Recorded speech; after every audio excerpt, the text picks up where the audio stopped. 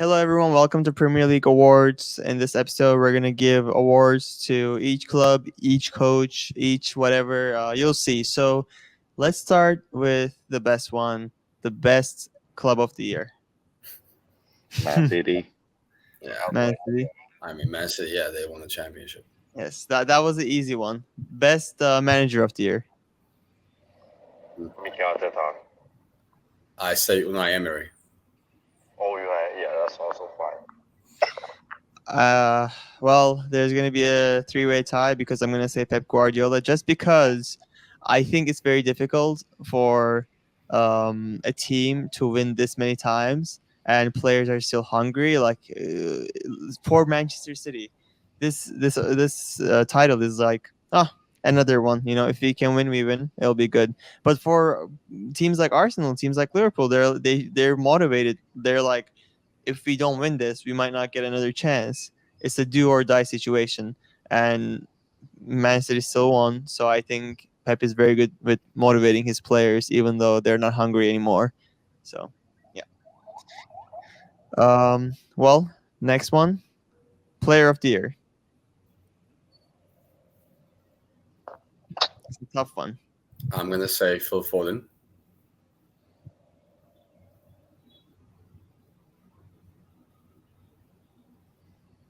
Yeah, Phil Foden. That's my answer as well. Um, Go on. I think, yeah, probably Foden. I think he's been better in the last half, but still overall, I think he scored a lot of goals for Man City, and season. 19 goal assists for Man City this Yeah. season. It's a great number. I mean, he also won the award in real life anyway. Yeah. So It is, I think it was deserved. Although I want to add something to that. I think statistically, the best numbers were Ollie Watkins' numbers. 21 goals, 2 assists. Yeah. So That's what I thought about too, because Ollie Watkins has been great too. But I think Foden brought the championship to City. It's So. definitely Foden. You got to winning, but Watkins won the assist title. He had the Mhm. most assists, and I think it was third. I think it was third in the goal scoring. So that's crazy. That's pretty impressive. He was third. He scored 21, and then the top two. Palmer had 22, and Palmer had finished 27. top assists with 30. Yeah, 21 goals, 13 assists. Okay. That's a Flop great of the year. Flop of the year. We should do young player of the year first. Okay, let's do yeah. young player of the year first. I say Cole Palmer. I was gonna Cole say Palmer. same thing. Cole Palmer. Yeah. Okay, that's the easy one. Worst signing. Worst signing. I want to go last because I have an answer, and I think it's not even close. But I want to see what you guys say first. I don't want to influence you guys on this. That's why I want to go last. Hmm. I'm going through each team right now. I'm thinking of all the signings. See, the thing is, I'm not sure because with some cases, players have been injured, like Nkunku, right? Yeah. I know he's good, but they paid a lot of money for him, and he was injured most of the season. So I guess just because of that, like for this specific season, I would say Nkunku because he wasn't even there. Like he didn't even show up. Okay. I see the logic. I have a different answer. I think you guys are gonna be like realize, oh, it's him when I say this. If 80 said somebody else. I mean, I was gonna say Zaniolo too because he did nothing for Villa, and I don't like him. But okay, I'll stay with Nkunku. Yes. Yeah, you pick somebody. No, it's not Zaniolo. I would say Nicholas Jackson from Chelsea. I think it's the worst signing, even though like you look at like his number, 14 goals, sounds impressive, but like you watch alright. If you watch all of his goal, it was either tapping or it was an open goal, and that's it. Like All right. That is true. But think about You this. look at it. Nicholas Jackson does everything else really well in the field. Pressing, ball distribution, passing. Like, just outside of goal scoring, I think he was great. And he reminds me of our old striker franchise guy, Daniel Guiza. He was similar to. He wasn't a great finisher, but Yes. everything else was almost perfect with him, like his passing, his vision. So, all right, I can't believe you guys Sure. missed this. I'm very surprised. I'm gonna go with the goalkeeper who had a minus goal difference on a team that finished 8th, Andre Onana. I thought about him. I think it's very close to the worst signing, but the thing is, he still had very good games, and especially in the last like 10, 20 games, 10, 15 games, he's been okay. I think he has way too many goals that he like slipped on his hands, like way too many personal mistakes. Not just like, I'm not saying this because they got conceded a lot. Also, Yeah. I still can't believe they had a negative goal difference the whole year. That's wild. For No, a I team agree. that- It is wild. because Newcastle had the same points as them this year, and they were plus 23. Man U was -1. So, but anyway, I think Rana has way too many like mistakes that like he should have saved. Like, balls slip out of his hand, him slipping. I Like, agree. I think for what they paid, 55 million euros, I have to go with Onana for this year. Okay. What's the best signing? Cole Palmer. That's my answer. Okay, that's a good one. I'm between Declan Rice and Cole Palmer. But just because Cole Palmer is like extreme performance, I'm gonna go with him too. But I think Declan Rice is very close to the first. Yeah. I also agree with Cole Palmer. 21 goals, 10 assists. Oh my god. First season at Chelsea. FC Palmer. That's how we call it. Okay, what was the best game of the year? Damn. There was a game that was 5-4. I think it was a Chelsea game. I don't remember. Oh, the 4-3 I guess Man 4-3. United. Yes. I think that was pretty crazy. That's my choice also. Yeah. For me, it's gonna be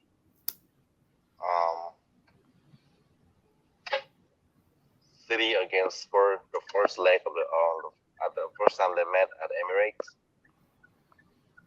Oh, Etihad? Oh, Emirates, not Etihad. Like the game Emirates. they gave from the first half of the season. City and Tottenham? No, City and Arsenal. Arsenal. Okay. Yeah, City and That Arsenal at game? the first. Yeah, I would say that game. Wasn't that game 1-0 off a lucky goal It of was 1-0. Martinelli? It was 1-0, yeah. I feel like that game was. I think both City Arsenal games were really boring this year, but that's my opinion. I agree. At least the first game is better than the second game. Yeah, that's true. First game was better than second game. And I also don't remember a time in any year that City hasn't scored against a team in both games. Like against Arsenal, they scored 0 goals in 2 games. Yeah. So that That's was crazy. with how many goals they scored. It was very surprising to me that they couldn't score against Arsenal. Arsenal scored 1 goal against City this season, and they scored none against them. Who's the worst? Who's the worst manager of the year? Good one.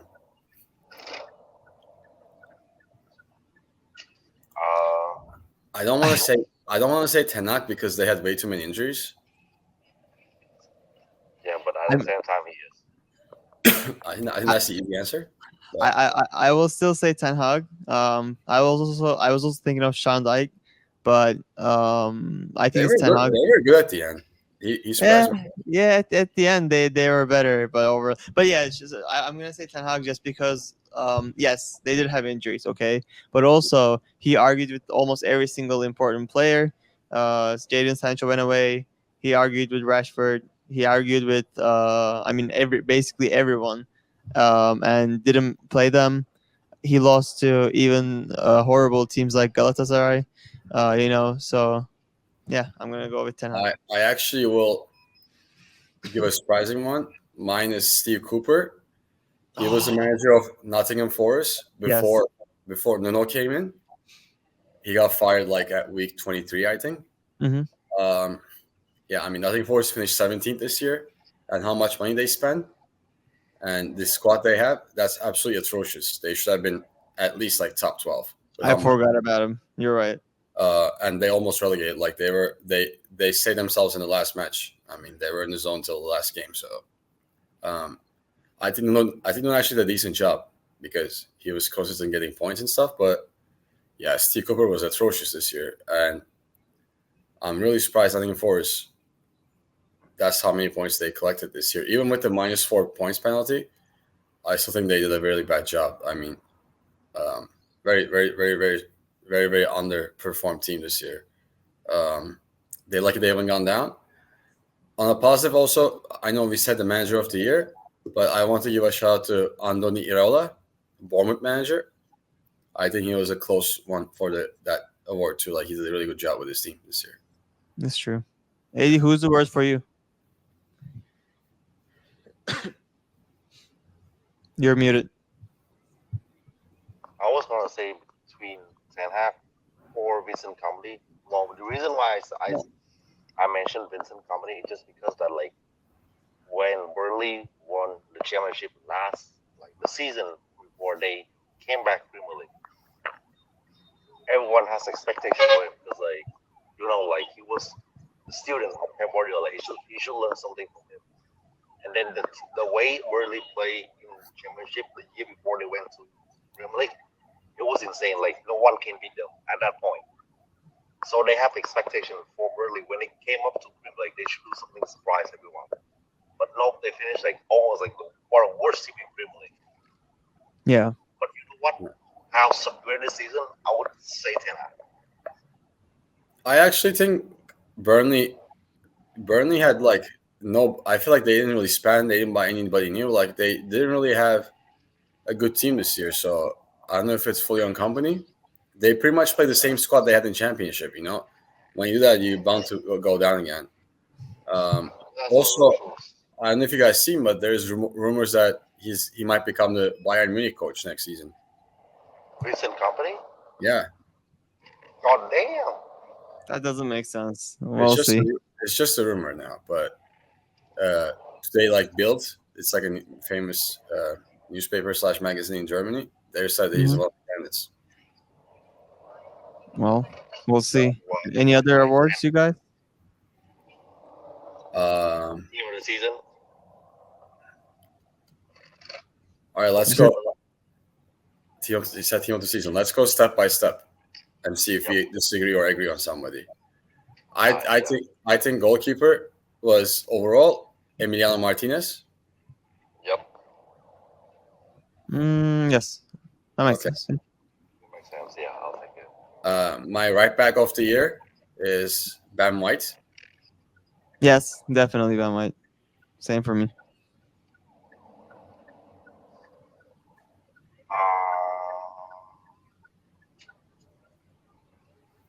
Either Ben White or Kauker, but you know what? Ben White has been there Kauker this year, so I'll say Ben White. Me as well. On the left back, I have Josko Gvardiol. I'm